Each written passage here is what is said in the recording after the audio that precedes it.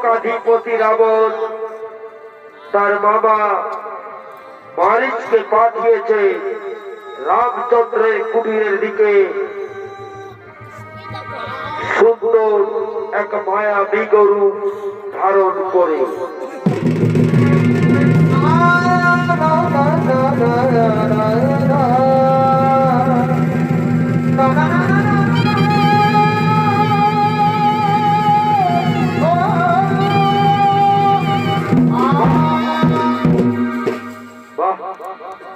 কি সুন্দর এক সোনার হরিণ ঘুরে বেড়াচ্ছে আমাদের কুটির চারিপাশে।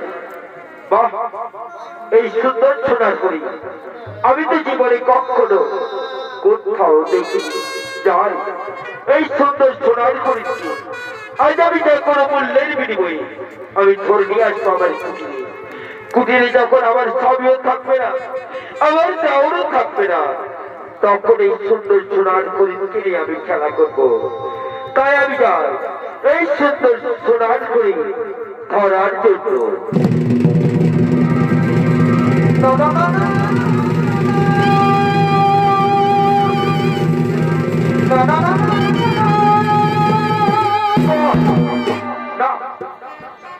আমি শত চেষ্টা করি হরিণটাকে আমি ধরতে পারলাম না।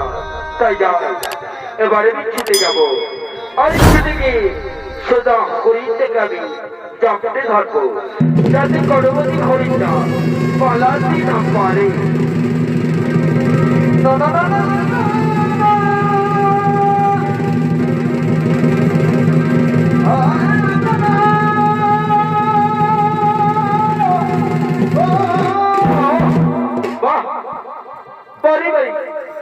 বাড়ি চেষ্টা করেও আমি হরিণটাকে ধরতে পারলাম না। অথচ সুন্দর সোনার হরিণ আমি গর্ভবতী হাত ছাড়া করতে চাই না। তাই এখন কি করি পাই? এখন আমি আমার স্বামীকে গিয়ে বলি, কি বলবো? বলবো, স্বামী গো, তুমি দেখেছো স্বামী, ওই দিকে তাকিয়ে দেখো না স্বামী, ওই যে স্বামী ছোপে আড়ের দিকে যাচ্ছে, যাও না স্বামী, ওই সুন্দর সোনার হরিণটা তুমি আমার কুটিরে এনে দাও। আমি যখন তোমরা দু ভাইয়ের মধ্যে কেউ থাকবে না কুটিরে, তখন ওই সুন্দর সোনার হরিণকে নিয়ে আমি খেলা করব। শান্ত হও, শান্ত হও সীতা, তুমি শান্ত হও। গভীর অরণ্যে কখনো সোনার হরিণ থাকতে পারে না সীতা। সোনার হরিণ তাকে স্বর্ণকারের বাড়িতে নিশ্চয়ই কোনো মায়াবী জন্তু, নতুবা নিশ্চয়ই কোনো মায়াবী রাক্ষসীদের ছলনা। না স্বামী, না, আমি তোমার কোনো কথা শুনতে চাই না স্বামী। তুমি জানো না স্বামী, আমি এই সুন্দর সোনার হরিণকে ধরার জন্য বাড়ি তার কাছে ছুটে গিয়েছি এবং খুব কাছের থেকে আমি দেখেছি এই কোনো মায়াবী জন্তু নয়, এই কোনো মায়াবী রাক্ষসীদের ছলনা নয় স্বামী। এই সুন্দর সোনার হরিণ না সীতা, না। তবে তুমি শান্ত হও সীতা। জীবনে কখনো কোনোদিন আমি তোমার ইচ্ছারও পূর্ণতা করিনি। যখন তুমি আজ আমার কাছে চাইছো ওই সুন্দর সোনার হরিণ, তখন আমি এক্ষুনি যাব আর এক্ষুনি সুন্দর সোনার হরিণকে আমি তোমার কুটিরে এনে দেব। তাই আমি যাওয়ার সময় একটা কথা বলি সীতা, যতক্ষণ না গভীর অরণ্য থেকে আমি এই সুন্দর তোমার কণ্ঠ ঘুরে ফিরে আসছি, ততক্ষণ পর্যন্ত তুমি কুটিরের দ্বার থেকে বার হবে না কোনো মতে। বলি ভাই লক্ষণ, শোনো ভাই লক্ষণ, আমি এক্ষুনি ছুটে যাবো ওই গভীর অরণ্য থেকে একটা সোনার হরিণ ধরে নেওয়ার জন্য। তাই যতক্ষণ আমি গভীর অরণ্যতে ঘুরে ফিরে আসছি, ততক্ষণ পর্যন্ত তুমি আমার কুটিরের দ্বার অবরুদ্ধ করে থাকবে। ঠিক আছে দাদা, তুমি ছুটে যাও গভীর অরণ্যে। এক্ষুনি আমি শুরু করছি তোমার কুটিরের দ্বার পহর।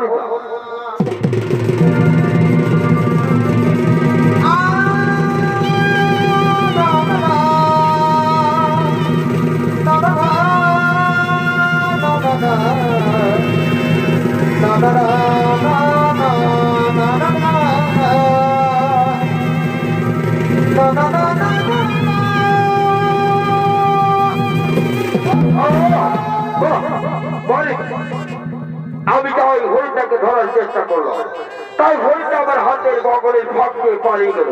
না না না, আমি তো সীতাকে কথা দিয়েছি। তাহলে তাহলে আমি আবার দূর থেকে লাফিয়ে পড়তে হরিণের গাড়ির পর দেখি হরিণটা পালাই কিভাবে। ও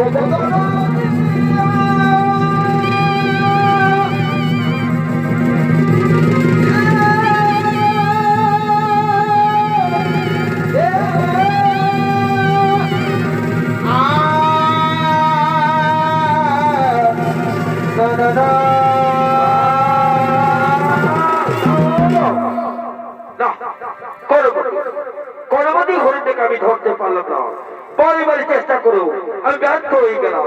অথচ আমি সীতাকে কথা দিয়েছি, এখন কি করি? না না না, এমন একটা মার মাগজে মানের খাই ওটা সারা শরীর বধির হয়ে যাবে। বলি শোনো সীতা, তুমি শোনো সীতা, তুমি আমার আমার হাতে তুলে দাও সীতা। এই নাও, এই নাও স্বামী, আমি তোমার রক্ত তোমার হাতে তুলে দেব স্বামী। তুমি একটা কথা স্বামী, হরিণটা কিন্তু জীবিত অবস্থায় আবার কুটিরে এনে দেবে স্বামী। ঠিক আছে সীতা, আমি তোমার বুকে নিয়ে আসবো এই সুন্দর সোনার হরিণকে জীবিত অবস্থায়। এখন আমি চলে যাব সেই গভীর রোদে সুন্দর সোনার হরিণ ধরার জন্য।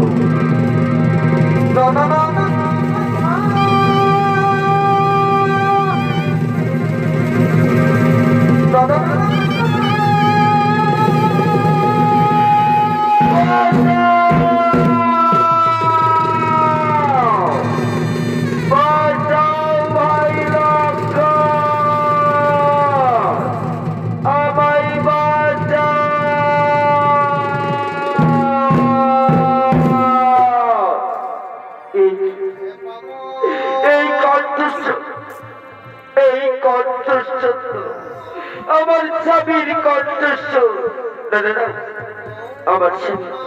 আমার স্বামী বীর যোদ্ধা, আমার স্বামী কোনো বিপদ হতে পারে না। তবে কি আমি ভুল শুনলাম? তবে কি এই কণ্ঠস্বর আমি ভুল শুনলাম?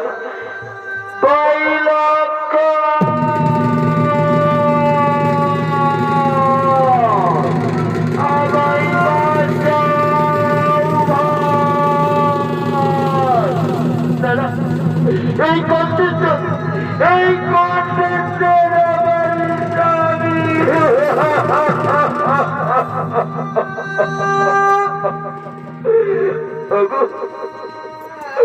ওগো প্রভু, ওগো প্রভু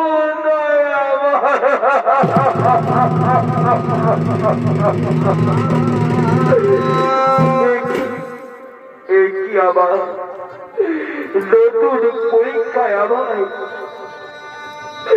আমার নতুন পরীক্ষায় নিয়ে এলো প্রভু।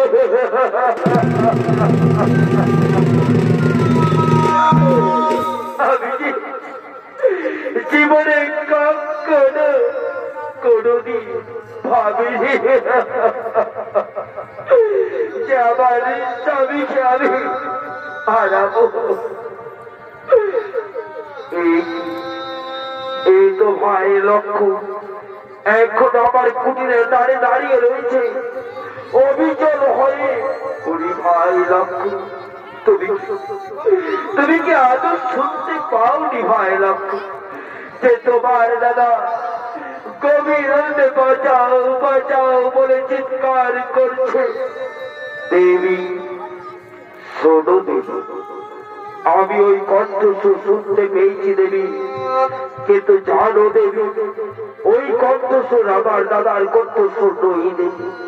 ওই কণ্ঠস্বর নিশ্চয় করে এই গভীর অরণ্যে মায়াবী রাক্ষসীদের কণ্ঠস্বর, নতুবা এই কণ্ঠস্বর নিশ্চয়ই কোনো মায়াবী ছলনার কণ্ঠস্বর।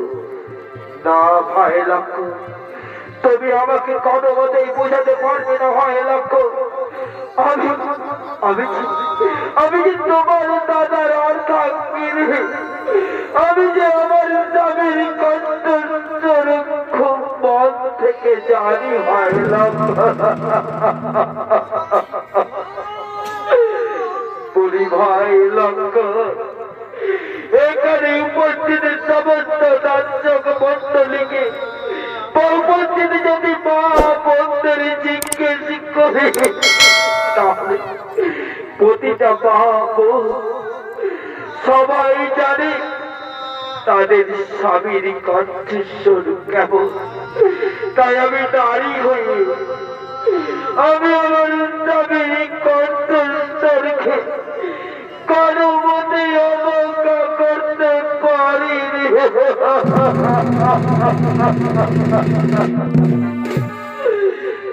তাই ভাই লক্ষ্য আমি তোমার থেকে জানতে আমি তোমার থেকে বড় হয়ে আমি তোমার কাছে করো জোরে বিনতি করছি ভাই লক্ষ্য যাও যাও না ভাই লক্ষ্য আমার স্বামীকে গভীর অরণ্য থেকে কুটরে ফিরিয়ে এনে দাও।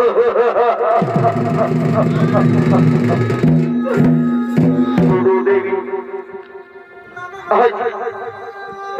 তুমি যখন চাইছো আমি যাব না দেবী।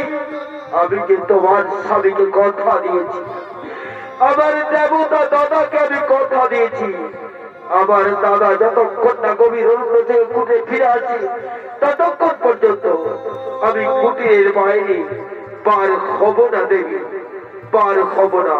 ঠিক আছে হয় লক্ষণ তুমি যখন নাই যাবে গভীর অরণ্যে তাহলে তুমি আমাকে বিয়ে দাও, তোর হাতে আমার আমি চলে যাবো গভীর অরণ্যে।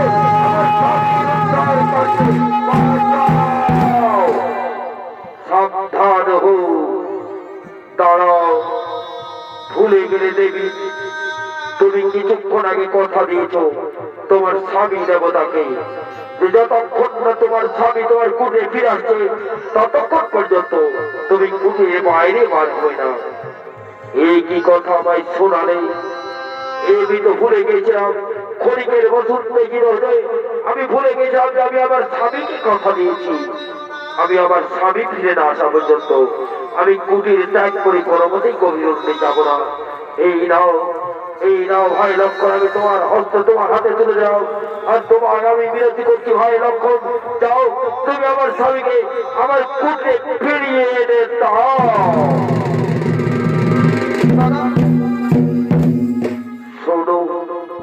শোনো দেবী তুমি আমায় বারে বারে করেছো বিরতি করেছো প্রার্থনা, কিন্তু আমি আবার তোমায় বলছি আমি কোনো মতেই এই গভীর অরণ্যে ফিরে যাবো না তোমার কুটিরে একা রেখে।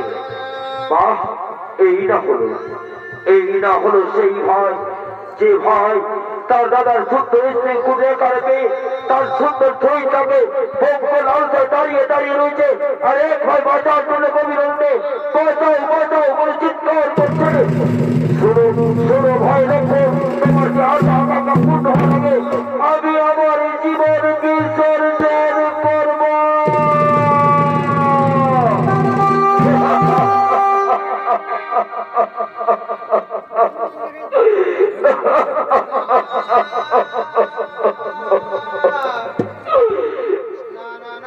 দেবী তুমি এই কথা কেমনি আমায় শোনালে দেবী? আমি তো জন্মান্তর ধরে তোমায় আমি মা বলে জেনে এসেছি, সেই মা হই তুমি আমি কেমনে বললে দেবী? শোনো দেবী আমি আর কোনো কথা বলতে চাই না দেবী, তোমার মুখের এই কটু কথা শুনে আর আমি তোমার সম্মুখে এক মুহূর্ত দেরি করতে চাই না দেবী। আমি এক্ষুনি চলে যাবো গভীর অরণ্যে আর গভীর অরণ্য থেকে আমি আমার দাদাকে এই পণ্য খুঁজে ফিরে নিয়ে আসবো। তবে যাওয়ার সময় একটা কথা বলে যাই, যতক্ষণ আমরা দু ভাইয়ের মধ্যে এক ভাই এই গভীর অরণ্য থেকে খুঁজে ফিরে আসছি ততক্ষণ পর্যন্ত তুমি তোমার কুটি ত্যাগ করে কুটিরে বাইরে বার হবে না দেবী। তাই তো আমি এক্ষুনি শুরু করছি তোমার কুটিরে সেই গণ্ডি রেখা।